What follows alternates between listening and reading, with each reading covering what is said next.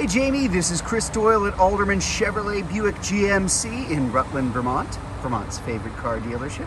Thank you for your request for information on this 2020 GMC Acadia. This is the SLE, the most popular version of the Acadia. This is a leased vehicle, leased here actually, and folks who lease, they do tend to take very good care of their cars. They know they've got to turn it in at the end. It's how we got our hands on it. The lease ended, and it's in very, very nice shape, so we decided to buy it ourselves and use it for the lot here. This is in the satin steel metallic, one of my favorite colors. I've had a couple of cars in this color. The nice thing about satin steel is not only does it look good, but it actually stays clean. It hides the dust and dirt a little bit. I'm not saying I should wash my cars more often than I do, but I probably should. You can see right here, there, on the front, that's our little Car Bravo symbol there on the license plate, GM Car Bravo certified. So all sorts of nice stuff that comes along with that 130 some checkpoint list that you've got to go through to make sure everything passes before it can be certified Car Bravo, extra warranty, a lot of things that come along with that. Click below because we'll be posting all of that on our website along with the information about the car. So let's take a look at it. Obviously, as you can tell, just even at a glance, very, very nice shape. So what else is new for what we have here at Alderman's? It's what we specialize in. Late model, low mileage, very nice vehicles that are going to last a long time without spending a fortune. Kind of hard to find all three of those things at the same time these days, but you definitely have it here. Rims, tires are in excellent shape all the way around. Paint looks good, underside looks good. Kind of all those areas you should always check to make sure that it's something that's been maintained well. The Acadia itself is GM's smallest three-row vehicle. So it's a really ideal size for folks that need that third row, but they may not need it all the time. They may just need it occasionally. They don't want to have a three-row vehicle that's the size of a football field. It's a really nice combination of things and pretty popular for that reason. Let's take a look at the back. Now, as I'm mentioning, this is, of course, the three-row, and there you go. That is the captain's chairs in the second row, and we've got the bench seat in the third row. I'm going to try and position this here. As you can see, there is a good amount of space back there. Quite often, there you go.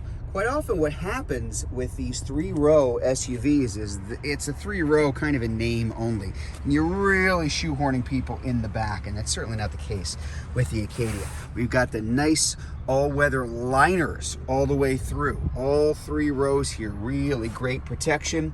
We do have our tri-zone climate control. There's a nice look at the dash up there. 2 zones up front, so 3 zones in here. Let's take a closer look up front. This is a nicely equipped car because it's got some nice little extras. We do have the power lift gate here. We've got our power seat as well. We actually have a beautiful day outside where you can, enjoy the sun. So we've got the dual pane sunroof, both for the first and the second row. Let's take a look up here. We've got our heated seats. We got our traction select for 2-wheel drive. True, honest front-wheel drive version of it. No power going to the rear wheels. Better handling and fuel economy. We've got our all-wheel drive. We've got our sport mode. I don't know if anybody uses it, but there you go. And then we got our off-road setting, kind of like an all-wheel drive low when things get really bad. That's really nice to have because it is to all-wheel drive in a lot of ways as 4-wheel drive low is to 4-wheel drive high, something that really didn't exist a few years back. This is that 9-speed transmission, very simple to shift, reverse, drive, park. That's it. Easy to do, and it'll never leave you in gear when you power off because it'll automatically put it in park for you. Nice safety feature there. Our dual zone climate control up here, and get a look at our dash there. 41,525 miles as of the time I am shooting this video. Our audio, AM, FM, satellite, radio, Bluetooth for phone and music, Apple CarPlay, Android Auto, and if I put it in reverse, that nice big clear backup screen. Let's take a look all the way in the back because again, this is what makes the Acadia a little different. There are a lot of 3-row vehicles that are very large. There are a lot of 3-row vehicles that are really kind of too small. and the Acadia just kind of fits right in between them, which is just a nice thing. So I have the third row up. So even with, and I did want to point this out too, even in the back, we've got the full protection here climbing up the back. Now, why do you have that? Here's a good question. We've got our protection here, you know, which you can put out of the way, of course, but also going up the back seat. And that is simply because if these seats are folded down, you want that protection for stuff that you have in the car.